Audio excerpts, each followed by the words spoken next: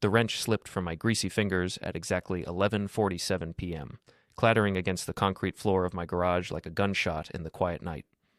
I'd been under the hood of my '98 Chevy for 3 hours, trying to coax life back into the engine that had been my faithful companion through 15 years of marriage and twice as many disappointments. Before we dive deeper into this story, I have one small request. Please subscribe, drop a like, comment, and hit that hype button to boost this channel so more people can discover these incredible Reddit stories. "Just you and me, old girl," I muttered, wiping my hands on an oil-stained rag. The truck had more personality than my wife these days. Through the thin walls separating the garage from our kitchen, I heard Lisa's voice, that particular laugh she reserved for people she wanted to impress. The one that used to make my chest tighten with pride, back when I was the recipient of such attention. "Oh, you're terrible," she giggled into her phone. "I can't believe you said that to the judge." I froze, wrench halfway to my toolbox. Lisa talking shop wasn't unusual. She'd made partner at Brennan and Associates 6 months ago, and the promotion had consumed her like a fever. But this wasn't shop talk. This was flirtation, pure and simple. The laugh came again, breathy and intimate. I'd heard that laugh before, usually right before she'd pull me toward the bedroom with that mischievous grin that had first caught my attention at Murphy's Bar 12 years ago.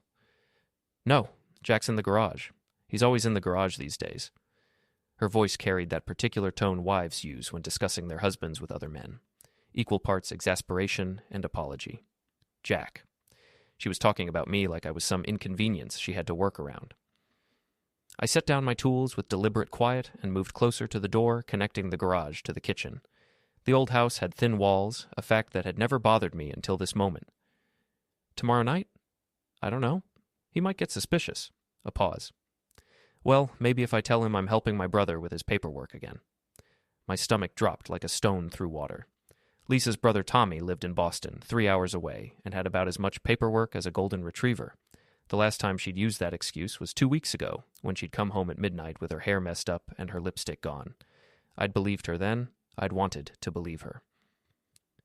"You make me feel so young again," she continued, her voice dropping to that husky whisper I remembered from our early dating days. "Like I'm not just some small-town mechanic's wife anymore." Small-town mechanic's wife. The phrase hit me like a wrench to the gut. 15 years of marriage, and that's how she saw herself. Trapped, diminished, embarrassed by association. I backed away from the door, my work boots silent on the concrete. The garage suddenly felt smaller, the air thicker. I grabbed a beer from the mini-fridge in the corner, the one Lisa had complained about for years, calling it tacky and unnecessary. The bottle cap hit the floor with a tiny ping, and I took a long drink, letting the cold liquid wash away the bitter taste in my mouth. Outside, the October wind rattled the windows, carrying the scent of fallen leaves and the quiet promise of winter. My phone buzzed against my hip, a text from my sister, Amy. "How's married life treating you, little brother?" If she only knew, I typed back. "Same as always, living the dream." 3 dots appeared, then disappeared. Amy knew me too well to buy my sarcasm, but she also knew better than to push when I wasn't ready to talk. Lisa's voice drifted through the door again. "I should go.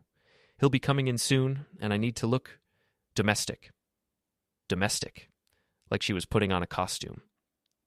The call ended, and I heard her footsteps moving toward the living room, probably to arrange herself on the couch with a glass of wine and whatever legal brief she was pretending to review.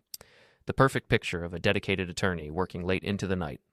I finished my beer in 3 long swallows and crushed the can with more force than necessary. The aluminum crumpled with a satisfying crunch, and I tossed it toward the recycling bin in the corner. It bounced off the rim and rolled across the floor, a perfect metaphor for my marriage.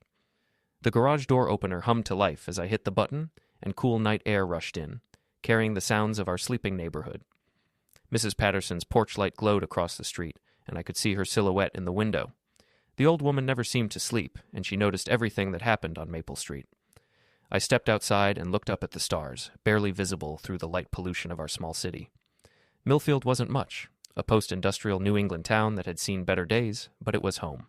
The old brick buildings downtown still held traces of dignity, and the Merrimack River still flowed past the converted mill that housed Lisa's law firm. It was the kind of place where everyone knew everyone's business, where secrets had a half-life measured in hours rather than days, which made Lisa's deception all the more brazen. My phone buzzed again. This time it was a text from an unknown number. "Your wife looked happy at the Riverside Motel today. Room 237. I stared at the screen until the words blurred. Someone else knew. Someone else had seen what I'd been too blind or too trusting to notice. The phone buzzed once more. Thought you should know. A friend. A friend. In Millfield, anonymous tips usually came from people with their own agendas, but that didn't make the information less accurate. I deleted the messages and slipped the phone back into my pocket. Inside the house, I could hear the television, some late-night talk show Lisa used as background noise while she worked, or pretended to work. The Riverside Motel sat on Route 3, about 10 minutes from downtown. It was the kind of place that rented rooms by the hour and didn't ask questions about license plates. I'd driven past it 1,000 times without giving it a second thought. Now I couldn't stop thinking about it. I walked back into the garage and picked up my tools, organizing them in the red toolbox my father had given me when I'd graduated high school. A man's only as good as his tools, he'd said. Take care of them, and they'll take care of you. If only marriages came with the same guarantee. The kitchen door opened, and Lisa appeared in the doorway, backlit by the warm yellow light. She'd changed into her pajamas, the silk ones she'd bought during her recent shopping spree, and her hair fell in perfect waves around her shoulders. Coming to bed? She asked, her voice carefully casual. I looked at her, this woman I'd loved for over a decade, and tried to find some trace of the girl who'd laughed at my terrible jokes and held my hand during my father's funeral. She was still beautiful, maybe more beautiful than ever, polished by success and confidence. But she was also a stranger. In a minute, I said. Just finishing up here? She nodded and started to turn away, then paused. Oh, I might be late tomorrow night. Tommy needs help with some legal documents.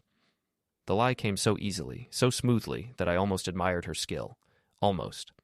Sure, I said. Tell Tommy I said hello. Something flickered across her face. Guilt, maybe, or surprise that I'd accepted the story without question. But it passed quickly, replaced by that bright smile she wore like armor. I will. Don't stay up too late. She disappeared back into the house, leaving me alone with my thoughts and the smell of motor oil. I stood there for a long moment, listening to her footsteps on the stairs, the creak of our bedroom floor, the sound of water running in the bathroom. Normal sounds, domestic sounds, the soundtrack of a marriage that was apparently nothing more than an elaborate performance. I turned off the garage lights and headed inside, locking the door behind me. The house felt different now, not like a home, but like a stage set where we played our roles as husband and wife for an audience of one. Tomorrow, I decided I'd drive past the Riverside Motel, just to see, just to know for sure. Because sometimes the truth is the only thing that can set you free, even when it's the last thing you want to hear. Tuesday morning arrived gray and drizzling, the kind of New England weather that seeps into your bones and stays there. I'd slept maybe 3 hours, spending most of the night staring at the ceiling while Lisa breathed peacefully beside me, occasionally murmuring in her sleep. At 6 a.m., she was up and moving with the efficiency of a woman on a mission. I watched through half-closed eyes as she selected her outfit, a navy blue suit that hugged her curves in all the right places, the one she claimed was her confidence booster. Big day today? I asked, my voice rough with exhaustion. She jumped slightly, then turned with that practiced smile. Just the usual. Depositions, client meetings. You know how it is. I didn't, actually. My world consisted of carburetors and brake pads, honest work that left my hands dirty but my conscience clean. But I nodded anyway. What time will you be home? Late, probably. I told you about Tommy, remember? There it was again. The lie, served up with her morning coffee. Right. Tommy. She kissed my forehead, a quick, perfunctory peck, and gathered her briefcase and purse. Have a good day, honey. The front door closed with a soft click, and I heard her car start in the driveway. The BMW she'd bought herself as a partnership gift purred like a contented cat, then faded as she drove toward downtown. I lay there for another 10 minutes, listening to the house settle around me. Then I got up, showered, and dressed for work. If Lisa could play games, so could I. Murphy's garage sat on the corner of Mill Street and 3rd Avenue, a brick building that had housed everything from a bakery to a hardware store over the past century. I'd bought it 8 years ago with money inherited from my father, and it had become my sanctuary, a place where problems had solutions and hard work meant something. My assistant, Danny Reeves, was already there when I arrived, bent over the engine of a Honda Civic with the concentration of a surgeon. Morning, boss, he called without looking up. Mrs. Henderson's car is making that noise again. The transmission? Yep, I told her it needs a complete rebuild, but she wants to try the cheap fix first. I poured coffee from the pot Danny kept going all day and studied the work schedule on the clipboard by the register. 12 cars, ranging from oil changes to major repairs. Honest work that would keep my hands busy and my mind occupied. Or so I hoped. At 10:30, my phone rang. Lisa's name appeared on the screen, and for a moment I considered letting it go to voicemail. "Hey," I answered. "Hi, honey. I just wanted to confirm about tonight. I'll probably be really late, so don't wait up." "Where are you meeting Tommy?" A pause. Just a heartbeat, but I caught it. "At his apartment." "Why?" "No reason. Just curious." "Well, I should go. Love you." The words sounded hollow, like coins dropped into an empty well. "Love you too," I replied, but she'd already hung up. I stared at the phone for a long moment, then walked to the office computer and pulled up a reverse directory. Tommy Martinez, Lisa's brother, lived at 407 Commonwealth Avenue in Boston. I dialed the number. "Hello?" Tommy's voice was unmistakable, rough from too many cigarettes and late nights. "Tommy, it's Jack, Lisa's husband." "Jack, hey man, how's it going? Haven't heard from you guys in forever." My stomach tightened. Yeah, well, you know how busy Lisa gets with work. "Tell me about it. I keep meaning to call her, but every time I try, she's in court or something." "Actually, that's why I'm calling. She mentioned helping you with some paperwork tonight, and I wanted to see if there was anything I could do." Silence. Then, "Paperwork? What paperwork?" "Legal stuff," she said. "Documents you needed help with." "Dude, I haven't talked to Lisa in like 2 months, and the only legal documents I deal with are parking tickets." The words hit me like a physical blow. I managed to keep my voice steady. "Oh, I must have misunderstood. Maybe it was someone else." "Yeah, probably." "Hey, tell her to call me sometime, okay? I miss talking to my little sister." "I'll do that. Take care, Tommy." I hung up and sat back in my chair, staring at the grimy ceiling of my office. So there it was. Confirmation of what I'd already known but hadn't wanted to believe. Lisa was having an affair. The rest of the day passed in a blur of routine tasks. I changed oil, replaced brake pads, and diagnosed a dozen automotive ailments, all while my mind churned with questions and possibilities. At 5 p.m., I told Danny I was leaving early and drove home to our empty house. Lisa's car was gone, of course. According to her story, she was already on her way to Boston to help her brother with non-existent paperwork. I made myself a sandwich and sat at the kitchen table, looking out at the backyard where we'd once talked about planting a garden. The plans had never materialized, like so many other things in our marriage. At 6:30, I got in my truck and drove toward downtown. The Riverside Motel sat on a slight hill overlooking the river, its neon sign flickering in the gathering dusk. I parked across the street at a gas station and waited. I didn't have to wait long. At 7:15, Lisa's BMW pulled into the motel parking lot. She parked near the office, got out, and walked inside. Even from a distance, I could see the confident set of her shoulders, the purposeful stride of a woman who knew exactly what she was doing. 5 minutes later, she emerged with a key and walked to room 237, the same number from yesterday's anonymous text. She unlocked the door and disappeared inside. My hands gripped the steering wheel so tightly my knuckles went white. Part of me wanted to march over there and kick down the door to confront whatever was happening in that room, but a larger part, the part that had learned patience from years of mechanical troubleshooting, told me to wait. At 7:45, a silver Lexus pulled up next to Lisa's BMW. The driver got out, and even in the dim light, I recognized him immediately. Richard Brennan, senior partner at Lisa's law firm, husband to the former mayor's daughter, and according to local gossip, one of the most successful attorneys in the county. He was also about 20 years older than Lisa, with silver hair and the kind of expensive suit that cost more than most people made in a month. He knocked on the door of room 237, and it opened immediately. I sat there for another hour, watching the closed door and fighting the urge to do something stupid. When Brennan finally emerged at 9:30, straightening his tie and looking around the parking lot with the paranoia of a man with something to hide, I started my truck and drove home. Lisa arrived at 11:45, her hair slightly messed despite obvious attempts to fix it. She found me in the living room, pretending to watch the late news. "How's Tommy?" I asked without looking away from the television. "Fine. Tired, but fine. The paperwork took longer than expected." She sat down beside me on the couch, and I caught a whiff of expensive cologne. Not the kind Tommy would wear, but exactly the kind Richard Brennan would favor. "What kind of documents was he dealing with?" I asked. "Oh, just some contract stuff. Nothing too complicated, but you know how these things can be." Another lie, delivered with the same casual confidence as all the others. "I'm exhausted," she continued, stretching theatrically. "I think I'll head up to bed." She kissed the top of my head, another perfunctory gesture, and headed for the stairs. I listened to her footsteps, the sound of running water, the creak of our bed as she settled in for the night. Then I pulled out my phone and scrolled through my contacts until I found the number for Murphy's bar. Pat Murphy answered on the third ring. "Pat, it's Jack Morrison. Is the back room available tomorrow night?" "Sure, Jack. What's the occasion?" "Just need to have a conversation with some people, the kind that requires privacy." Pat had been running his bar for 30 years, and he understood the unspoken rules of small-town discretion. "No problem. What time?" 8 o'clock. "And Pat?" "If anyone asks, I was never there." "Never where?" he replied, and I could hear the grin in his voice. I hung up and sat back in my chair, my mind already working through the possibilities. Lisa wanted to play games? Fine. But she was about to learn that her small-town mechanic husband knew a few tricks of his own. The truth was out there now, sharp and clear as broken glass. The question was what to do with it, and I was beginning to get some ideas. Wednesday morning brought the kind of crisp autumn air that made you grateful to be alive, even when your life was falling apart. I was up before dawn, sitting at the kitchen table with coffee and a notepad, making plans. Lisa emerged at her usual time, moving through her morning routine with mechanical precision.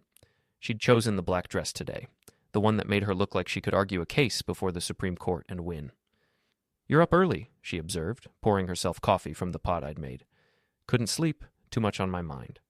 She glanced at my notepad, but I'd written my real plans in a code of automotive abbreviations that would look like work notes to anyone else. "Anything I can help with?" The question was automatic, polite, meaningless. We both knew she had no interest in my work, just like I was apparently supposed to have no interest in hers. "Just planning out the day. You know how it is?" She nodded and gathered her things. "I might be late again tonight. Big case coming up?" "Another one of Tommy's legal emergencies?" She paused, coffee cup halfway to her lips. "No, this is work stuff. Real work." Real work. As opposed to the fictional work she'd claimed yesterday. "Well, don't work too hard," I said, keeping my voice light. After she left, I called Danny and told him I'd be in late.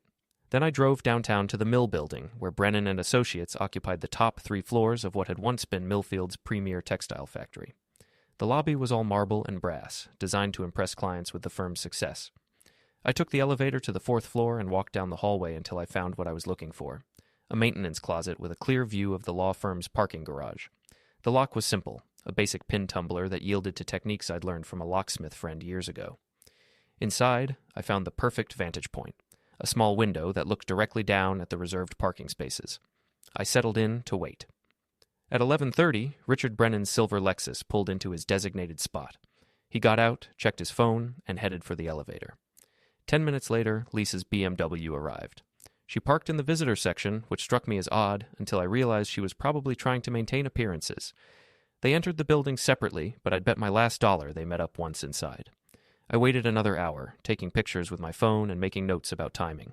Then I left the closet, locked it behind me, and drove to Murphy's bar. Pat Murphy was a mountain of a man who'd played college football before a knee injury sent him into the hospitality business.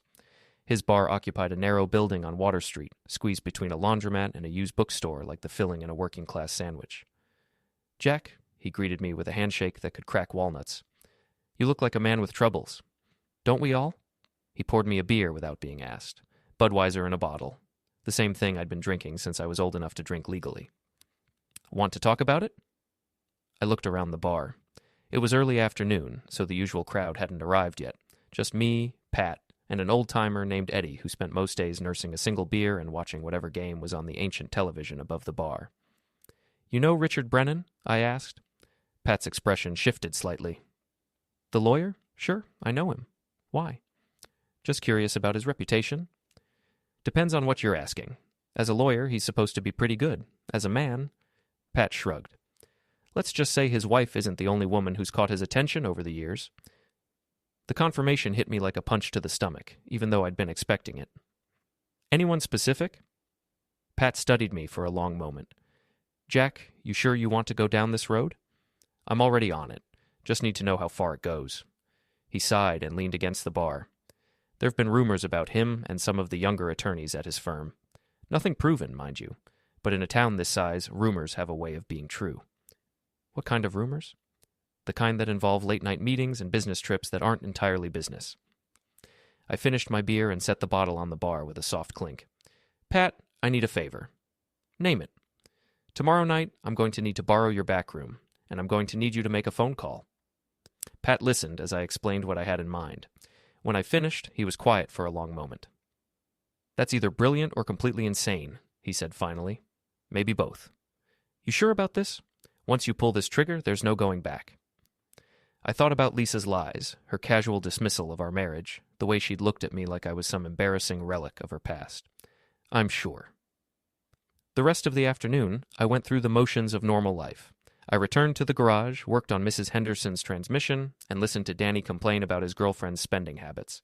Normal problems, fixable problems. At 6 p.m., I drove home and found Lisa in the kitchen, making herself a salad. She'd changed out of her court clothes into jeans and a sweater, the kind of casual outfit that somehow looked expensive on her. How was your day? She asked. Productive. Yours? Busy. We're preparing for a big trial next month. The one that might keep you late tonight? She nodded, not meeting my eyes. Probably very late. Don't wait up. I made myself a sandwich and sat across from her at the kitchen table. We ate in silence, like strangers sharing space in a waiting room. Lisa, I said finally, do you remember our first date? She looked up, surprised. Of course. Murphy's Bar. You were so nervous you spilled beer on your shirt. You laughed, but not in a mean way, like you thought it was charming. It was charming. Her voice was softer now, touched with something that might have been genuine emotion. What happened to us? The question hung in the air between us like smoke. Lisa set down her fork and studied my face. People change, Jack. They grow. Sometimes they grow apart. Is that what this is? Growing apart? I think so. Yes. At least she was being honest about something. And there's nothing we can do about it? She reached across the table and touched my hand. Her fingers were cold, and I noticed she'd stopped wearing her wedding ring. Some things can't be fixed, honey. Sometimes you just have to accept that and move on. Move on, like our 15-year marriage was a broken-down car that wasn't worth repairing. I suppose you're right, I said. She squeezed my hand once, then pulled away. I should get ready to go. I watched her leave the kitchen, listened to her footsteps on the stairs, the sound of drawers opening and closing in our bedroom. When she came back down, she'd refreshed her makeup and changed into a dress that definitely wasn't appropriate for reviewing legal documents. I'll see you tomorrow, she said, kissing my cheek. See you tomorrow. After she left, I sat at the kitchen table for a long time, thinking about choices and consequences. Then I picked up my phone and made the first of several calls. Amy, it's Jack. I need to ask you something, and I need you to be completely honest with me. My sister's voice was cautious. Okay, what's going on? If someone you cared about was being betrayed, really betrayed, how far would you go to make it right? Jack, what's happened? Just answer the question. Please. She was quiet for a moment. I guess it would depend on how much they meant to me, and how badly they'd been hurt.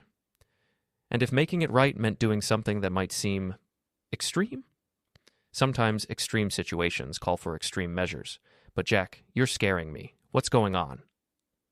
I looked around the kitchen, at the table where Lisa and I had shared thousands of meals, at the refrigerator covered with photos from happier times, at the window that looked out on the backyard where we'd once planned to grow old together. I'm going to make some changes in my life, I said. Big ones. And I wanted you to know that whatever you hear about me in the next few days, I'm still the same person you've always known. Jack, I love you, Amy. Thanks for being the best sister a guy could ask for. I hung up before she could respond and sat back in my chair. Tomorrow night, Lisa would learn that her small-town mechanic husband was full of surprises. And so would Richard Brennan. The game was about to begin, and I intended to win. Thursday crawled by like a wounded animal. Every hour felt like 10, every minute stretched to breaking point. I went through the motions at the garage, oil changes, brake jobs, the comfortable rhythm of honest work, but my mind was elsewhere, running through scenarios and contingencies. Danny noticed my distraction around noon when I nearly dropped a wrench on my foot while working under a Subaru. Boss, you okay? You seem 1,000,000 miles away. Just thinking about some personal stuff. He nodded and went back to his work. Danny was good that way. He understood when to push and when to give a man space. At 3 p.m., my phone rang. Lisa's name on the screen. Hey, I answered. Hi, honey. Just wanted to let you know I'll definitely be late tonight. This case is really heating up. What kind of case? A pause.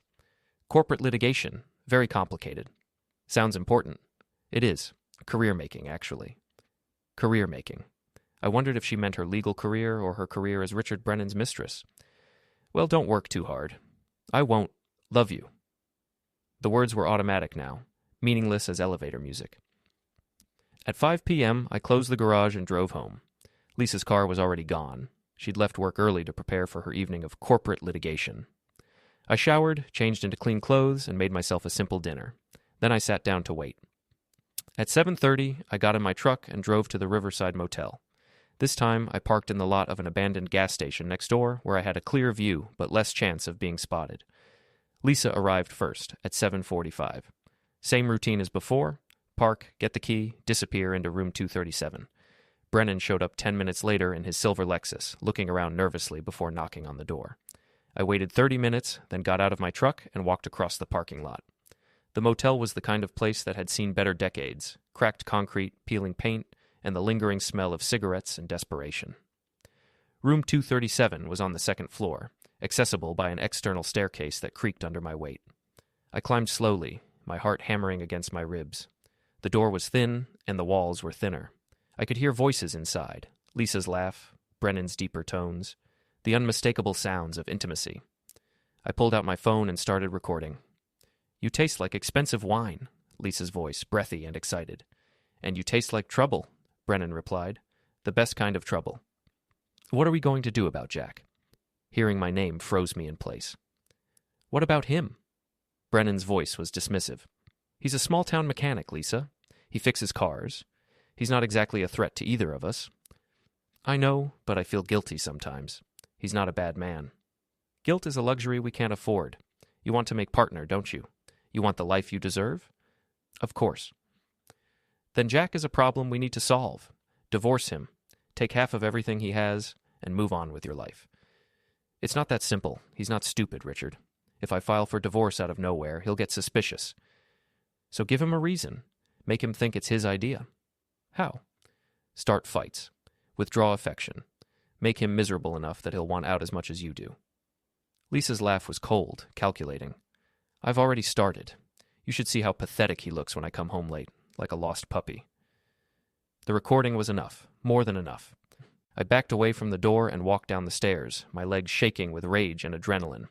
But I wasn't done yet. I walked to Brennan's Lexus and pulled out my keys. The paint job was immaculate, probably cost more than I made in 6 months.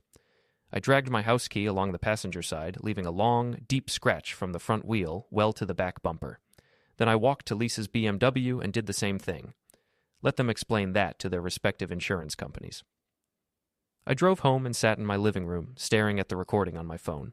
43 minutes of conversation that revealed the true nature of my marriage and my wife's character. Lisa came home at 11:30, moving carefully like someone trying not to wake a sleeping spouse. I heard her in the kitchen, probably making herself tea and rehearsing whatever story she'd tell me about her evening of corporate litigation. She found me in the living room, sitting in my recliner with a beer in my hand. "You're still up," she said, her voice carefully neutral. "Couldn't sleep. How was your evening?" "Long, exhausting. We made good progress on the case, though." She sat down on the couch, and I studied her face in the lamplight. Her makeup was freshly applied, her hair perfectly arranged. She'd taken time to clean up before coming home. "What kind of progress?" "Oh, legal stuff, discovery motions, depositions, nothing you'd find interesting." "Try me." She looked at me sharply. "Since when are you interested in my work?" "Since my wife started working so many late nights. I'm curious about what keeps her away from home." "Jack, are you accusing me of something?" The question hung in the air between us. This was the moment. I could confront her with the recording, play it right here in our living room, and watch her try to explain away the evidence. But that would be too easy, too quick. "No," I said finally. "Just making conversation." She relaxed slightly. "Well, I'm exhausted. I think I'll head up to bed." "Lisa?" She paused at the foot of the stairs. "Yes?" "Tomorrow night I want you to come with me to Murphy's bar. Pat's having a little gathering, and I'd like you to be there." "What kind of gathering?" "Nothing fancy, just some local people getting together to talk." She frowned. "I might have to work late again." "Cancel it. This is important to me." Something in my tone must have warned her, because her expression shifted from casual dismissal to wariness. "Why is it important?" "Because I want to show off my successful lawyer wife. Let people see how well you're doing." The flattery worked.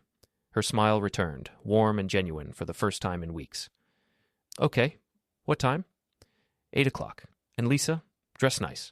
I want you to look your best. She nodded and headed upstairs. I listened to her footsteps, the sound of running water, the creak of our bed. Then I picked up my phone and called Pat Murphy. It's Jack. Tomorrow night is a go. You sure about this? Absolutely. Make the calls we discussed. And Pat, this needs to be perfect. It will be. Jack? Yeah? For what it's worth, I think you're doing the right thing. I hung up and sat back in my chair, thinking about justice and revenge, about the difference between the two and whether it mattered. Tomorrow night, Lisa would learn that her small-town mechanic husband knew more about strategy than she'd ever imagined, and so would everyone else in Millfield. The trap was set. All that remained was to spring it. Friday evening arrived with the weight of destiny. I'd spent the day in a strange calm, like the eye of a hurricane where everything was still and clear. Danny had noticed the change in my mood. You seem different today, boss, more relaxed. Just looking forward to tonight, I'd told him. Lisa came home at 5:30, earlier than she had in weeks. She'd taken time off to prepare for what she thought would be a casual evening at Murphy's bar with the local crowd. What should I wear? She asked, standing in our bedroom doorway in her slip. I looked at her, really looked, and tried to remember when I'd stopped seeing her as beautiful and started seeing her as a stranger wearing my wife's face. The blue dress, I said, the one you wore to the firm's Christmas party. She smiled and pulled it from the closet. It was elegant, expensive, the kind of dress that announced success and ambition, perfect for what I had planned. You look handsome, she said when I emerged from the bathroom in my best suit, the charcoal gray one I'd bought for my father's funeral and worn maybe 5 times since. Thanks. You ready? We drove to Murphy's bar in comfortable silence, Lisa checking her makeup in the visor mirror while I navigated the familiar streets of downtown Millfield. The autumn evening was crisp and clear, stars just beginning to appear in the darkening sky. Murphy's was busier than usual for a Friday night. Pat had done his job well. The main bar area was filled with familiar faces from around town. I spotted Mrs. Patterson from across the street, Tom Bradley from the hardware store, and at least a dozen other people who formed the social backbone of our small community. Quite a crowd, Lisa observed as we walked in. Pat knows how to throw a party. We found seats at the bar, and Pat poured our usual drinks without being asked. Beer for me, white wine for Lisa. She looked around the room with the slightly condescending smile she wore when forced to mingle with people she considered beneath her station. Jack! Mrs. Patterson appeared at my elbow, her eyes bright with curiosity. So nice to see you both out together. Lisa, you look absolutely lovely. Thank you, Mrs. Patterson. How have you been? They made small talk while I checked my watch. 8:15, almost time. Ladies and gentlemen, Pat's voice boomed over the crowd noise. If I could have your attention for a moment. The room gradually quieted, conversations trailing off as people turned toward the bar. We're here tonight to celebrate one of our own, Pat continued. Jack Morrison has been a fixture in this community for over 15 years, running his garage, helping his neighbors, and being the kind of man you can count on. A murmur of agreement rippled through the crowd. Lisa squeezed my hand, her face glowing with reflected pride. But tonight, Pat said, his voice taking on a more serious tone, Jack has something he wants to share with all of us, something important about truth, loyalty, and the bonds that hold a community together. Lisa's smile faltered slightly. She looked at me with the first hint of concern. Jack? Pat gestured toward me. I stood up, my heart pounding, but my voice steady. Thanks, Pat, and thanks to all of you for being here tonight. I looked around the room at faces I'd known for years, people who'd brought their cars to my garage, who'd shared drinks and stories and the small triumphs and tragedies that make up a life in a place like Millfield. 15 years ago, I married the woman of my dreams, I began. Lisa was smart, beautiful, ambitious, everything I thought I wanted in a partner. Lisa's grip on my hand tightened. Her smile was frozen now, uncertain. For a long time, we were happy. At least, I thought we were. I worked hard, tried to be a good husband, supported her career even when it meant sacrifices for both of us. The room was completely quiet now. Even the background music had stopped. But lately, I've learned some things about my marriage that I think you all should know, because in a community like ours, truth matters. Honesty matters. And when someone betrays those values, there should be consequences. Jack, Lisa whispered, her voice tight with warning. What are you doing? I pulled out my phone and held it up so everyone could see.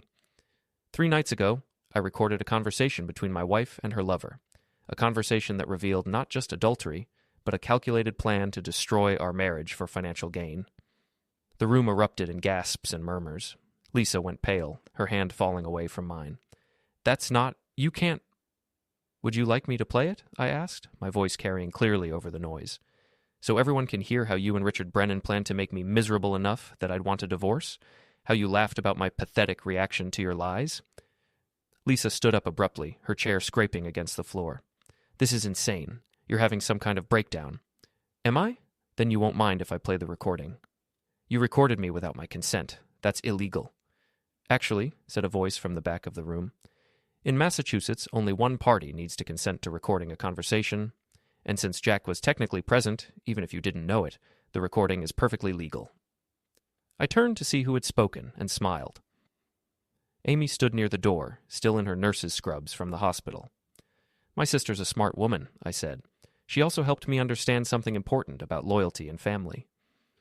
Lisa looked around the room desperately, seeing judgment in every face. "This is a setup. You planned this whole thing." "Yes, I did. Just like you planned to destroy our marriage with your lawyer boyfriend." "Richard Brennan?" Mrs. Patterson's voice cut through the tension like a knife. "That man's been cheating on his wife for years. Everyone knows it." More murmurs, more shocked faces. Lisa's carefully constructed image was crumbling in real time. "I want to leave," she said, grabbing her purse. "Now." "Of course you do, just like you wanted to leave our marriage. But not before taking half of everything I've worked for." She headed for the door, but Pat stepped into her path. "Actually, Lisa, there's someone here who'd like to speak with you." The door opened, and Richard Brennan walked in, followed by a woman I recognized as his wife, Margaret. "Hello, Lisa," Margaret Brennan said, her voice ice cold. "I think we need to talk." Lisa looked like a cornered animal, her eyes darting between the exits and the hostile faces surrounding her. "This is harassment," she said. "I'm calling the police." "Go ahead," I replied. "I'm sure they'd be interested in hearing about your affair with a married man, especially since it involves a senior partner manipulating a junior associate. That's called workplace harassment, isn't it?" Brennan finally spoke, his voice shaky. "Jack, let's be reasonable here. We're all adults." I turned to face him, this man who'd helped destroy my marriage while dismissing me as irrelevant. "Reasonable? Like you were when you called me a small-town mechanic who wasn't a threat, when you helped my wife plan to take everything I've worked for?" "I never said that." I held up my phone again. "Want me to play that part of the recording?" His face went ashen. Margaret Brennan stepped forward, her expression murderous. "Richard, is this true? Are you having an affair with this woman?" The silence stretched out like a taut wire. Then Lisa broke. "It's not what you think," she said, tears starting to flow. "It just happened. We didn't plan it." "But you did plan the divorce," I said quietly. "You planned to make me miserable, to manipulate me into wanting out so you could take half of everything and move on with your new life." She looked at me then, with something that might have been genuine regret. "Jack, Save it," I said. "I've heard enough lies to last a lifetime." I turned to address the room one final time. "I wanted all of you here tonight because this community has been my home for 15 years. You've been my friends, my customers, my neighbors, and I wanted you to know the truth about what happened to my marriage before the rumors and gossip started flying." I looked directly at Lisa. "I also wanted you to understand that actions have consequences. You can't betray someone who loves you and expect it to stay hidden forever." Lisa wiped her eyes, smearing her carefully applied makeup. "What do you want from me, Jack? What's the point of all this?" "I want you to leave," I said simply. "Tonight. Pack your things and go stay with your boyfriend, or get a hotel room, or drive to Boston and stay with Tommy. Your real brother, not the fictional one you've been using as an alibi. You can't throw me out of my own house." "Actually, I can. The house is in my name, bought with money I inherited from my father. You can fight me in court if you want, but I think your legal career just took a pretty serious hit." I glanced at Margaret Brennan, whose expression suggested that Richard's career was about to take an even bigger hit. "This isn't over," Lisa said, but her voice lacked conviction. "Yes, it is," I replied. "It's been over for months. Tonight just made it official." She looked around the room one more time, seeing no allies, no sympathy, no escape from the consequences of her choices. Then she walked to the door, her head held high despite everything. "Lisa," I called after her. She turned back, hope flickering in her eyes. "Leave your keys on the kitchen table." The hope faded away. She nodded once and walked out into the night. followed by the Brennans, whose own reckoning was just beginning. The room stayed quiet for a long moment after they left. Then Pat broke the silence. "Well," he said, "that was something." Nervous laughter rippled through the crowd, tension beginning to ease. People started talking again, processing what they'd witnessed. Mrs. Patterson appeared at my side. "Jack, honey, are you okay?" I considered the question. Was I okay? My marriage was over, my wife was gone, and my life as I'd known it for 15 years had just ended in the most public way possible. "Yeah," I said, and realized I meant it. "I think I am." Amy pushed through the crowd and wrapped me in a hug. "I'm proud of you," she whispered. "Thanks for coming." "Wouldn't have missed it. Someone had to make sure you had family here." I looked around the room at the faces of my neighbors and friends, people who'd known the truth about Richard Brennan, who'd suspected something was wrong with my marriage, who'd watched out for me in the way that small communities do. "Thanks," I said to the room in general, "all of you, for being here, for listening, for caring enough to show up." "What are you going to do now?" Tom Bradley asked. I thought about it for a moment. Fix cars. Live my life. Maybe plant that garden I've been talking about for years. "And Lisa?" "Lisa made her choice. Now she gets to live with it." I stayed at Murphy's for another hour, accepting condolences and support from people who'd known me longer than my wife had. When I finally drove home, the house felt different. Not empty, but clean.